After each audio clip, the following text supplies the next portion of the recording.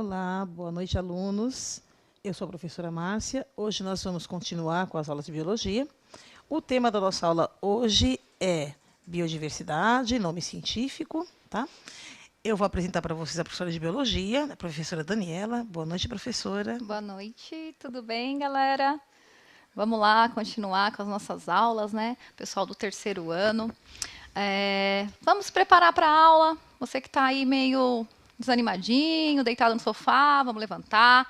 O corpo, ele corresponde, né, às nossas expectativas. Então, a gente cria uma expectativa de aprendizagem, anota. Às vezes, alguma dúvida depois, você pode passar para o seu professor, perguntar para o professor, discutir com os colegas aí também nas mídias, certo? O caderno do aluno também é importante, porque a matéria, óbvio, né, está aí no caderno, porque a gente acompanha o currículo. Presta bastante atenção, faz seus registros, tá? E vamos lá, trocar aqui o slide. Habilidades que a gente vai adquirir hoje. Escrever e reconhecer o nome científico das espécies, né? Os nomes científicos no geral. Bases biológicas da classificação, quais são as bases que a gente determina, que a gente observa para classificar as espécies. Conceito de espécie. O que é uma espécie? Por que você dá esse conceito para um ser vivo? Por que ele participa daquela mesma espécie? Biodiversidade e regras de nomenclatura. Tá legal? Vamos embora. Esse slide aí, que lindo, hein? Maravilhoso, toda a biodiversidade, toda não, né? Mas bastante biodiversidade aí registrada. Toda a biodiversidade não caberia nessa tela, porque temos muitos seres, né? Bio quer dizer o quê?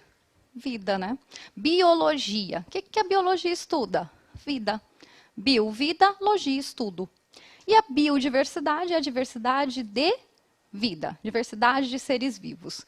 Então, todos que você está observando aí são seres vivos, cada um com as suas características, as suas, às vezes, semelhanças, né? Tem muitos seres vivos semelhantes, que se agrupam em vários grupos aí juntos, né? Até chegar em espécie.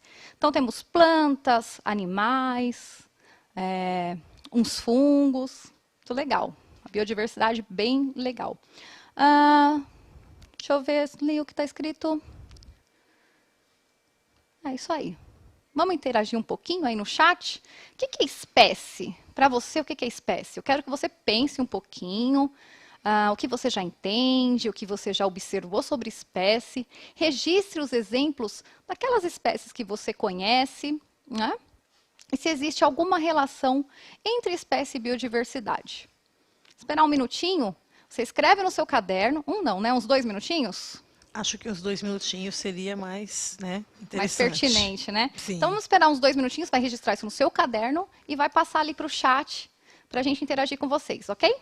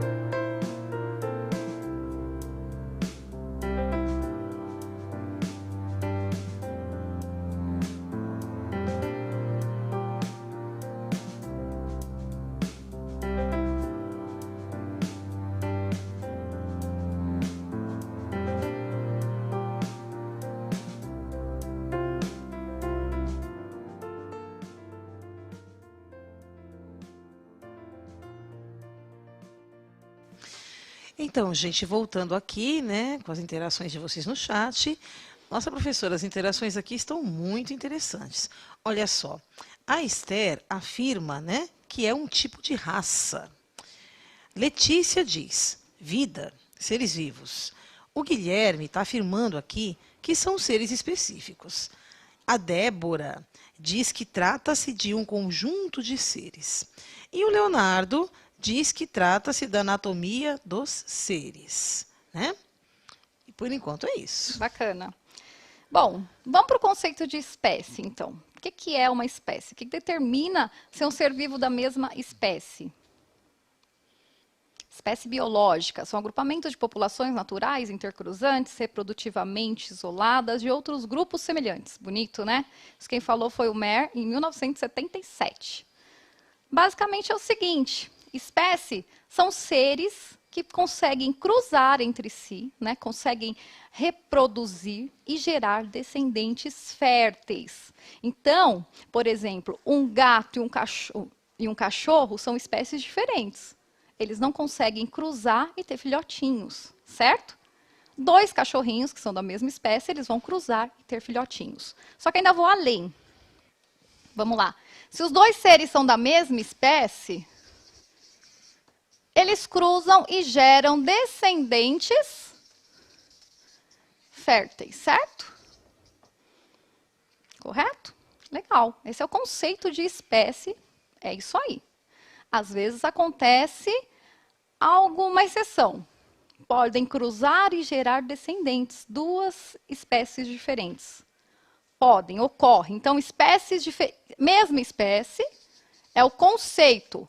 Dois indivíduos da mesma espécie cruzam e geram descendentes, filhotes férteis. O que são filhotes férteis? Quando crescer e estiver no tempo reprodutivo, também podem gerar descendentes, filhotinhos.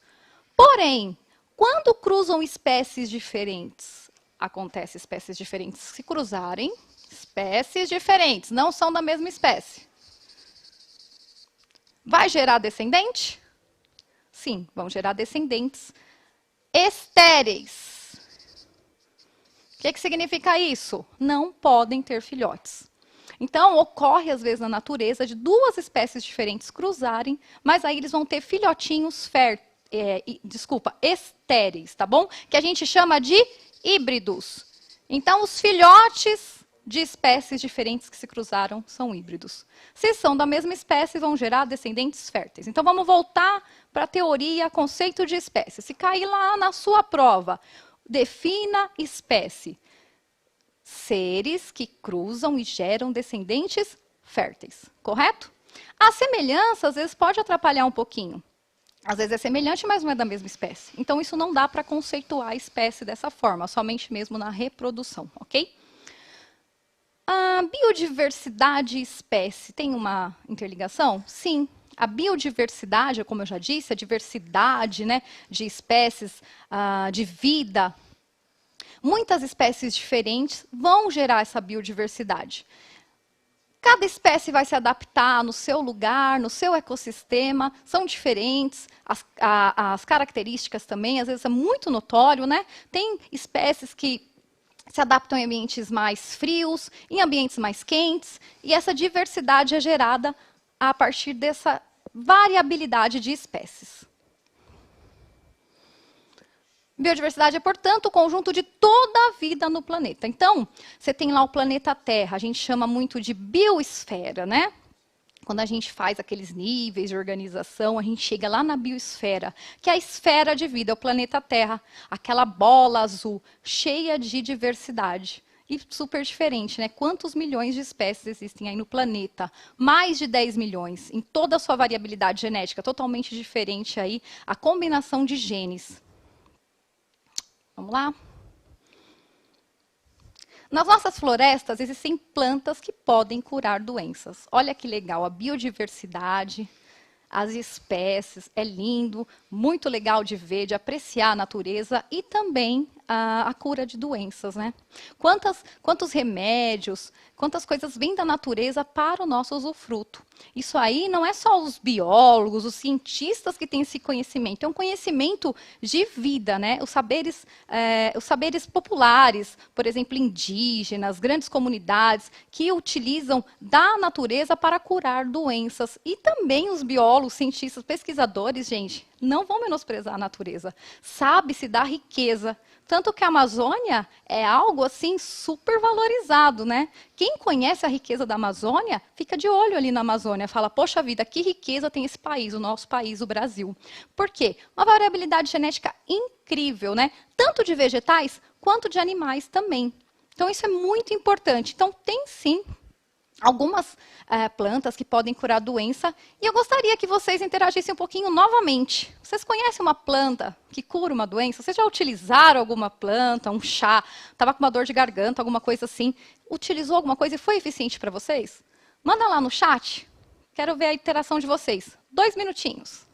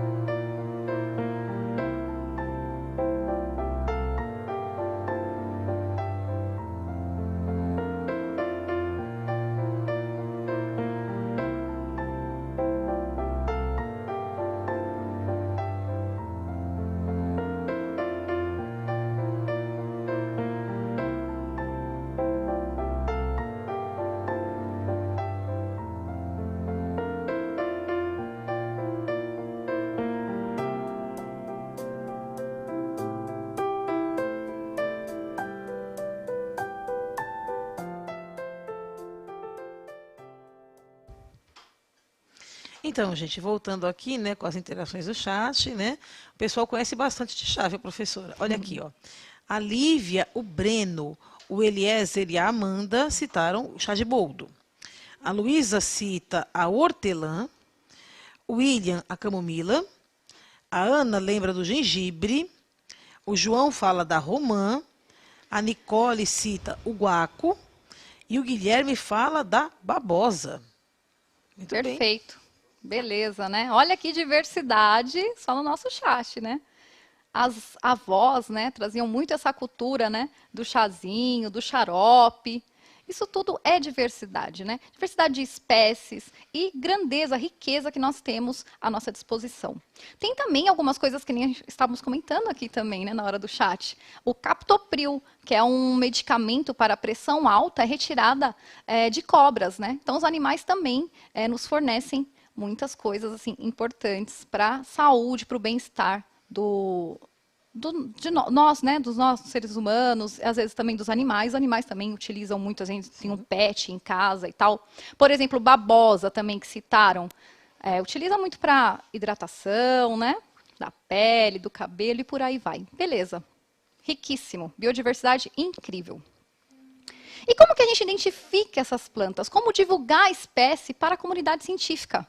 Nossa, o chá de camomila é maravilhoso. Nós, brasileiros, estamos falando aqui, às vezes nem brasileiro, às vezes a região mesmo no Brasil já muda o nome dessa planta. Às vezes uma planta que você conhece com um nome específico em São Paulo, no Nordeste é um outro nome, né? Região Sudeste é um nome, Nordeste é outro. Às vezes em próprias cidades diferentes já muda, você nem sabe do que está se falando. Imagina a nível global, né? Outro país, você vai falar de uma planta, você fala o nome popular, o nome que todo mundo conhece aqui. Será que eles vão conhecer lá? Claro que não. Por isso que é importantíssimo ter o nome científico, o nome que você vai divulgar para a comunidade científica, o nome que se você falar aqui no Brasil ou falar lá na Itália, lá no México, lá na Austrália, eles vão saber de qual espécie que se trata aquele vegetal, aquele animal, qualquer ser vivo aí. Opa! E aí a gente tem as regras, né, de nomenclatura. Essas regras, elas vieram há algum tempo já. Ela foi proposta pelo Carl von Linné, que é o Linneu. A gente chama de nomenclatura binomial. Nomenclatura que nomeia as espécies, binomial porque a gente usa 2 nomes, tá? E aí tem algumas regrinhas para escrever esses nomes científicos, aqueles nomes que a gente fala, nossa, que nome diferente, difícil, por que será? Porque é escrito em latim, é latinizado, né? Ou latinizado. A gente vai usar 2 nomes, e aí o primeiro nome a gente utiliza o gênero da espécie. E o segundo, a gente vai utilizar o epíteto específico. Então, vamos lá para a lousa? Olha lá, está pegando o nome científico, aí no slide que vocês acabaram de ver, do ser humano, o Homo sapiens, certo? Nome científico, Homo sapiens, seres humanos, nós, certo? Nosso nome científico é esse aí. Bonito, né? E aí a gente tem as regras. Como que a gente vai escrever isso? A primeira palavra sempre vai ser iniciada com uma letra maiúscula, tá? A segunda, minúscula. Se isso aqui tiver no computador, a gente prefere, né? Prefere não, precisa ser assim, é uma regra, que seja em itálico ou sublinhado. Então, seria, né? Homo sapiens. Ou na hora de sublinhar, você vai sublinhar uma palavra por vez, tá? Tá aí, ó. Destaques no texto, preferencialmente em itálico ou sublinhado. Isso é uma regra. Quem criou essa nomenclatura foi o Linneu, botânico, tá? Ele foi importantíssimo para a comunidade científica. Para quê? Para identificar a espécie, para saber que espécie que eu estou falando. Independente se eu falar aqui no Brasil ou lá do outro lado, lá na Europa, eles vão entender de qual espécie se trata.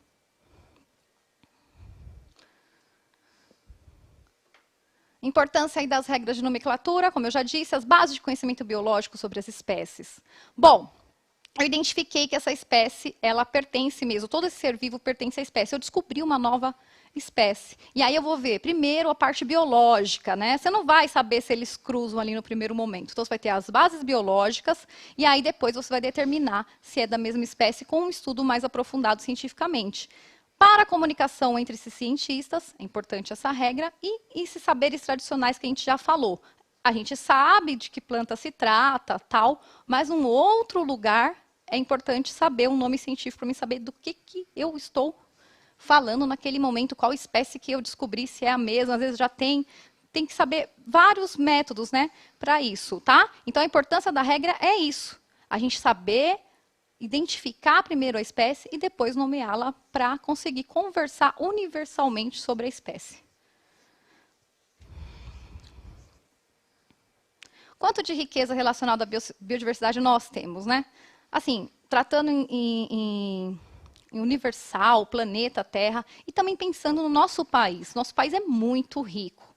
Só a gente já perdeu muito dessa riqueza? O que vocês acham? Quais são os principais fatores que fazem a gente ter essa perda, né, de riqueza? De novo, interagir no chat. Quero que vocês coloquem lá no chat quais são os fatores que, infelizmente, ajudam a gente nessa perder essa riqueza que a gente já tem. Um fator ou outro. Vamos lá. Coloca lá no chat, eu vou esperar 2 minutinhos vocês, tá? Interagir com a gente.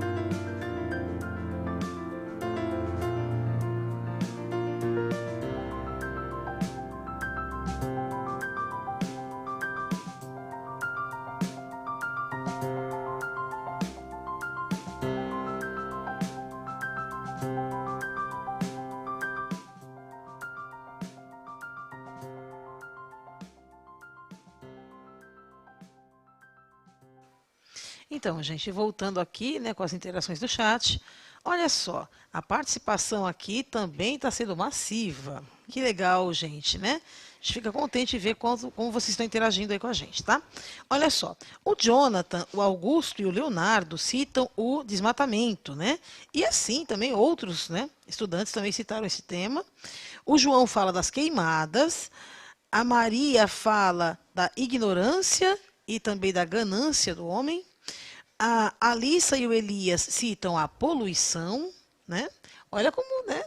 Tivemos aí respostas bem interessantes.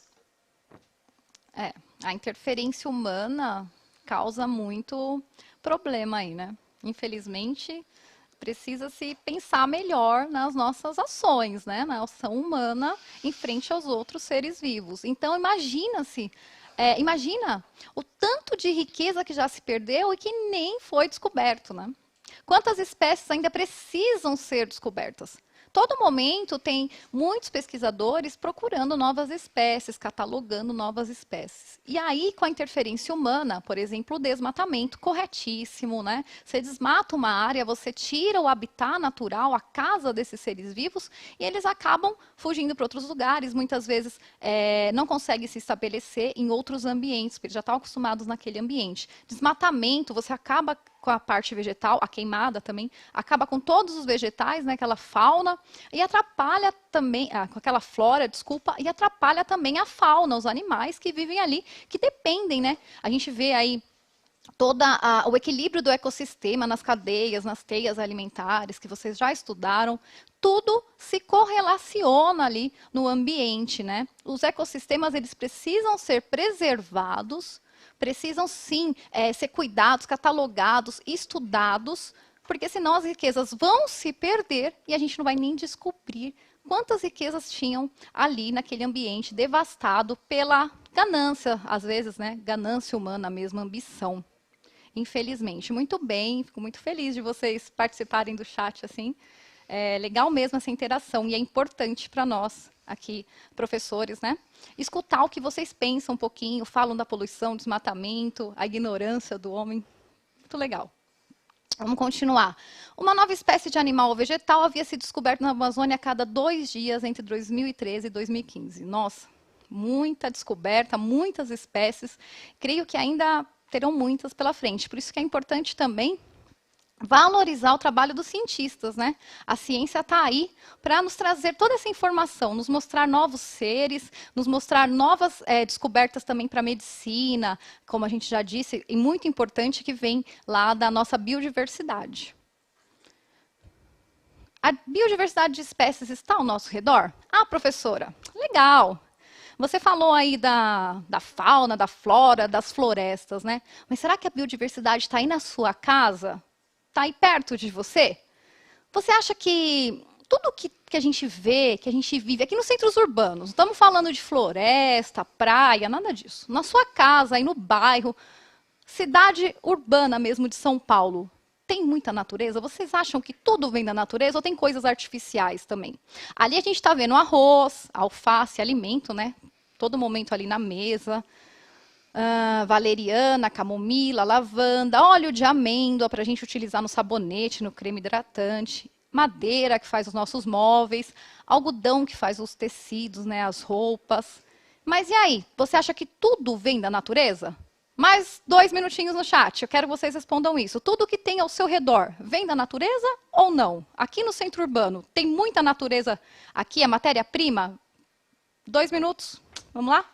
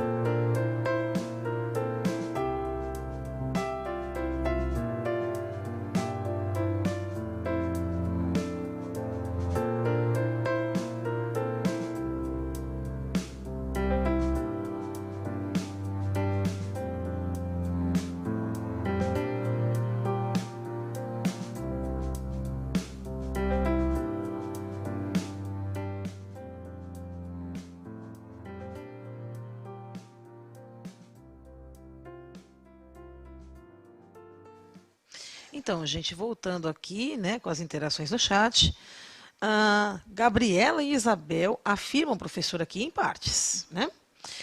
A Clara diz que nem tudo. A Jaqueline, a Isabel e a Camila dizem que sim.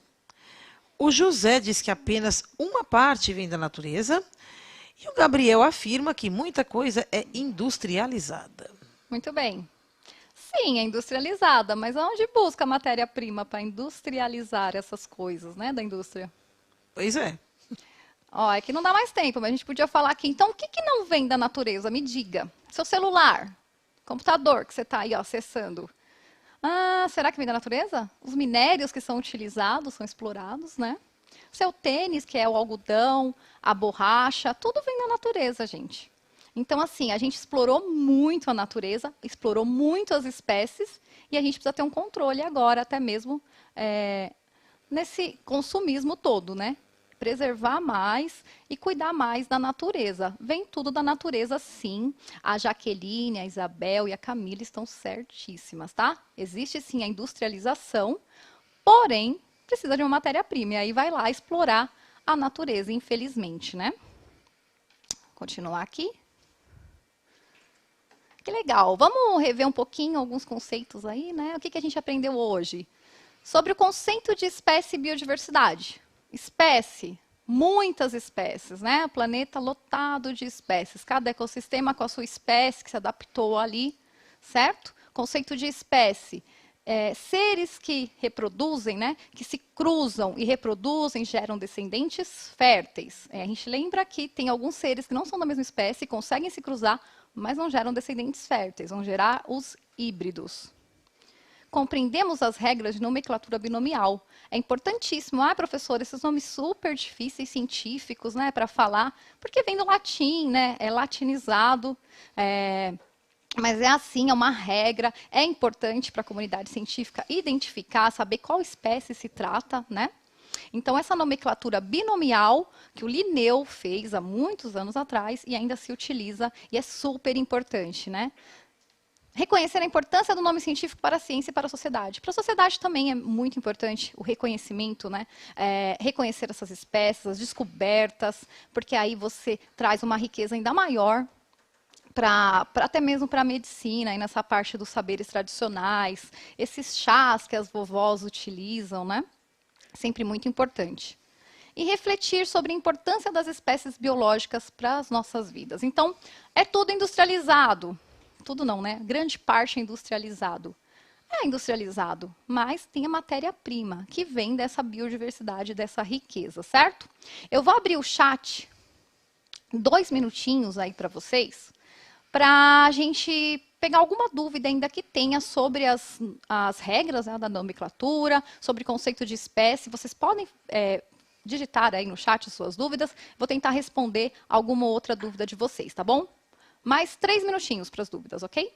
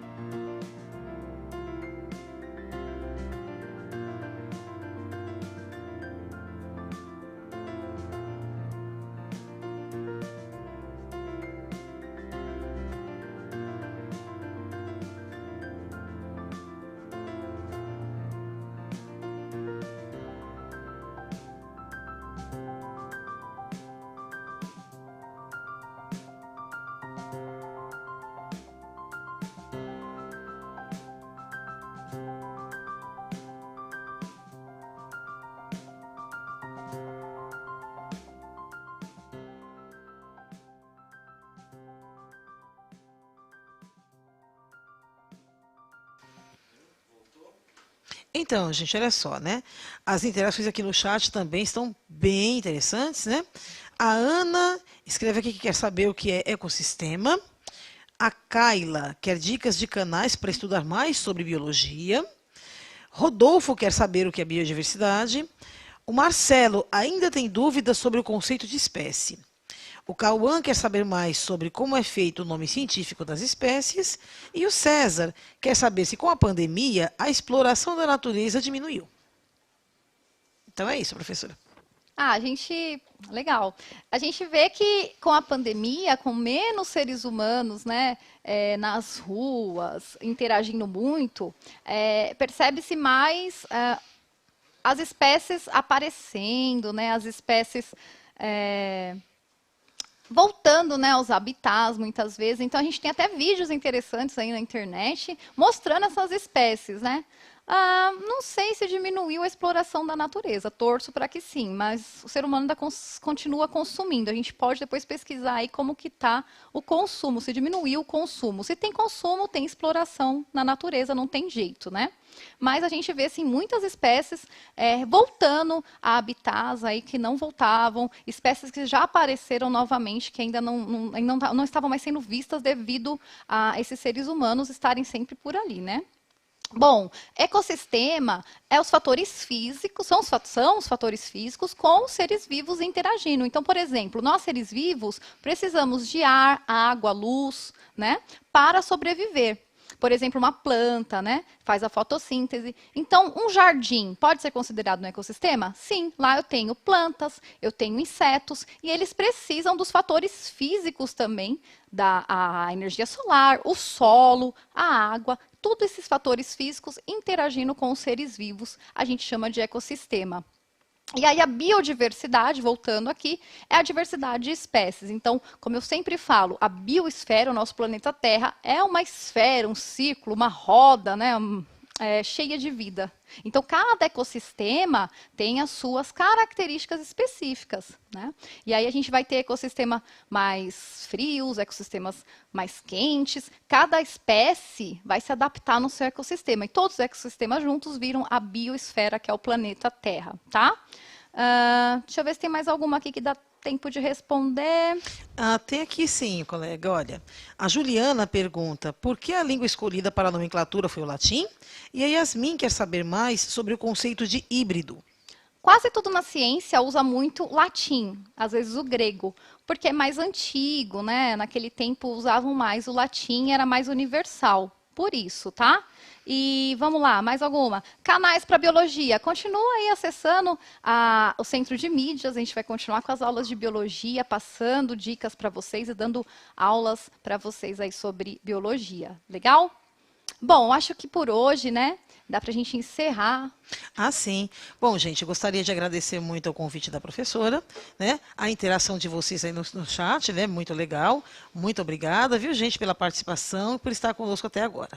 Tchau, tchau. Até a próxima aula. Então, gente, eu agradeço muito a atenção de vocês. Volto a lembrar do isolamento, né, que é super importante. Continuem estudando em casa.